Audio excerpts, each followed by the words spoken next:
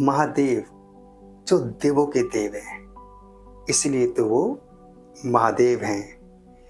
महादेव से हमें अपने जीवन में बहुत कुछ सीखने वाला है, जो हम अपने जीवन में आने वाली परेशानियों को इतना सोच के उसमें इतना डूब जाते हैं कि हम अपने आसपास की छोटी छोटी खुशियों को भी नहीं देख पाते।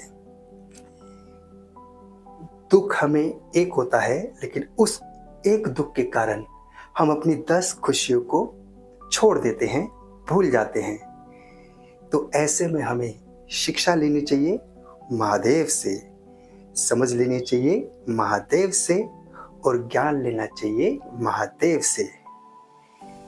इसलिए उनको महादेव कहा जाता है, जो विचित्र हैं, अनंत हैं, उन जैसा ना कोई था, ना है, ना होगा।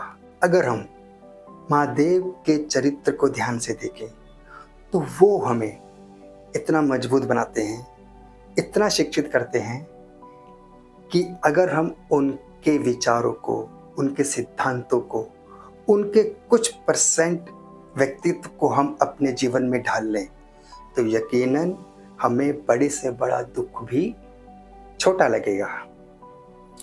आपने कभी उनके व्यक्तित्व को ढंग से निहारा है?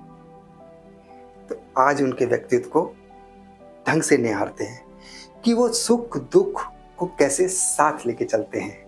और एक हम हैं, 10 सुख हमारे पास होंगे, अगर एक दुख हमारे पास आ गया तो उस एक दुख के कारण हम 10 सुखों को भूल जाते हैं। लेकिन ऐसा नहीं करना चाहिए। महादेव हमें ऐसे में क्या शिक्षा देते हैं, ये उनके व्यक्तित्व में साफ दिखाई देता है। अगर आपने कभी महादेव के चित्र को ध्यान से देखा होगा तो क्या देखा? सबसे ऊपर जटाओं में माँ गंगा, माँ गंगा का बहाव।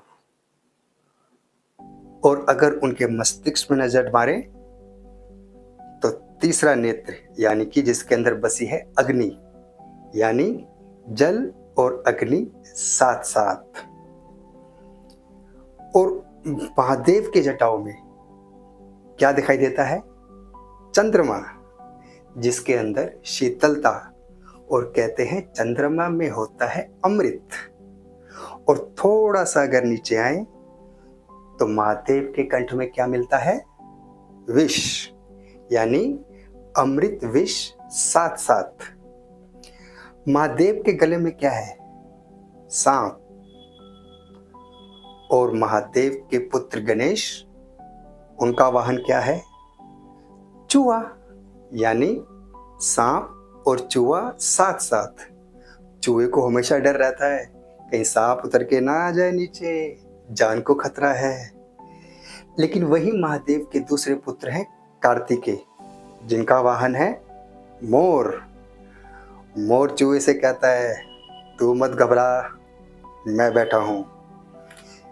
यानी कि मोर और सांप साथ साथ एक दूसरे को काट करने वाली चीजें महादेव साथ साथ लेके चलते हैं।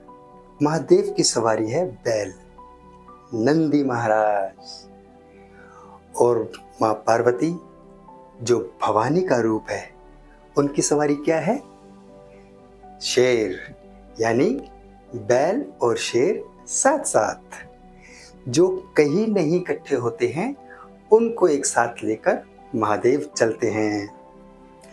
अब महादेव अपने शरीर पर क्या लगाते हैं? भभूत। और उनके आसपास आजू बाजू कौन रहते हैं? भूत, यानी भूत भभूत साथ साथ। ये महादेव का व्यक्तित्व है कि जो कोई नहीं कर सकता वो महादेव करते हैं। जो कोई किसी को साथ लेकर नहीं चल सकता उसे महादेव साथ लेके चलते हैं। और यही महादेव का स्वरूप हमें जीने की प्रेरणा देता है कि हमें सुख और दुख दोनों को साथ साथ लेके चलना चाहिए। आपको पता है, हमारे जीवन में जो ये छोटी से छोटी समस्या भी हमें बड़ी लगने लगती है, इसका कारण क्या है?